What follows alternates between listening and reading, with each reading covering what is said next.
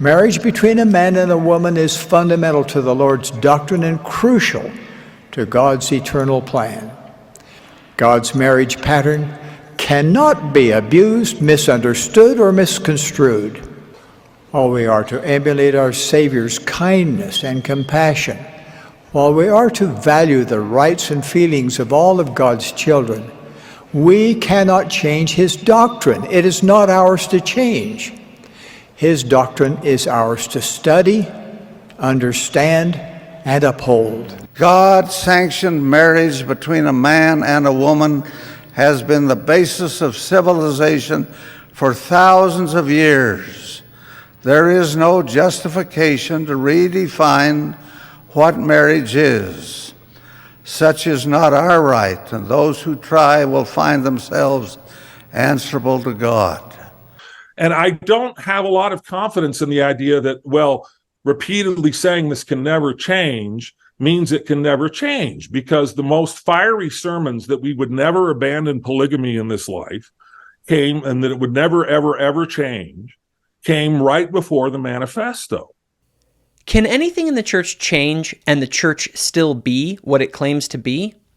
For example, if the church came out tomorrow and denied Christ was the Savior, would the church still be the true church of Jesus Christ?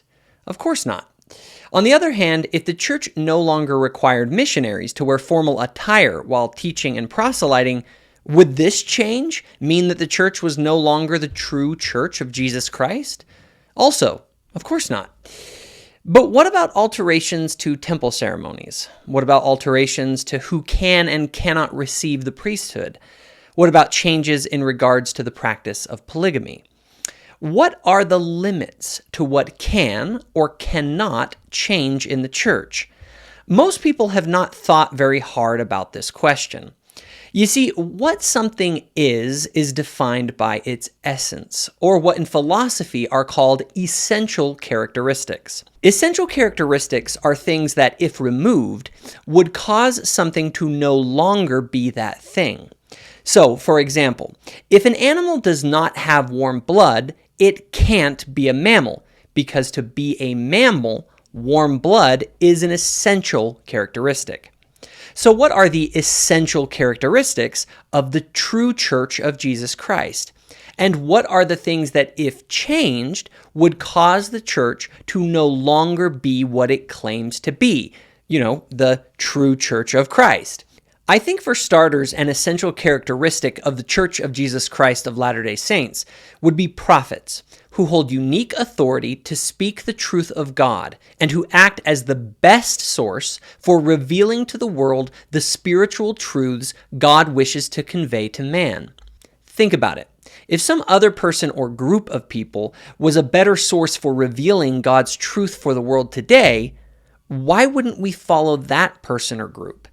After all, if the brethren are not the ultimate earthly authorities for God, would the church be what it claims to be? No, it wouldn't. Any Christian must ask themselves the following question: what is the best source for true doctrine?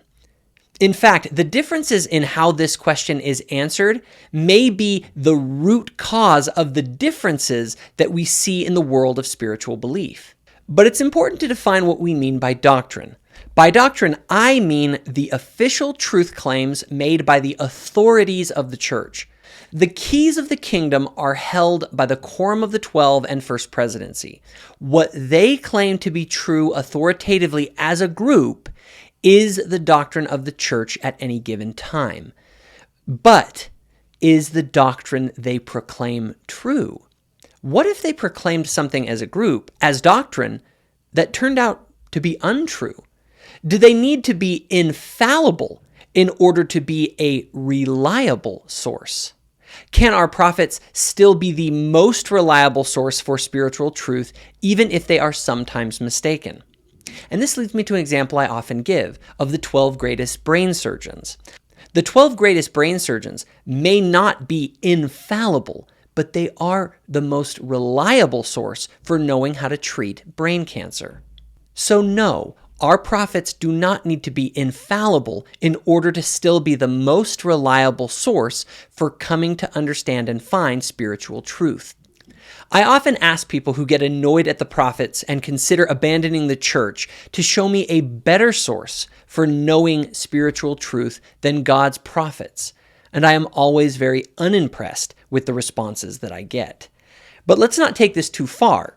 Consistent changes in doctrine can be a sign of unreliability. Let me give an example. If I say that my wife was born on May 20th, 1987, and then tomorrow I change and I say that my wife was born on January 12th, 1991, both of these can't be right. Either both are wrong or one of these two are wrong. If I continually change what I am saying is true, that is an indicator that I don't know the truth. So if prophets today say Jesus is the Christ, then tomorrow they say he's not and we should worship Joseph Smith, and then they change again and say that Zeus is the real savior of the world, and then change and say, well, now we should worship Gandhi. What does it indicate if the core doctrines of a church are always changing? It shows a lack of connection with the truth. Do you see why changes to core doctrines are rightly seen as problematic? So what about the prophets? The church has been changing for 200 years. Like, the church changes all the time. Is he never received the memo that the Mormon church changes all the time? Are they, as some claim, constantly changing things? Well, yeah, sort of. But is it the doctrine that they're changing? Or are they changing the way that we apply and practice our doctrine? It's important to understand that the church is built on principles. Principles are truths.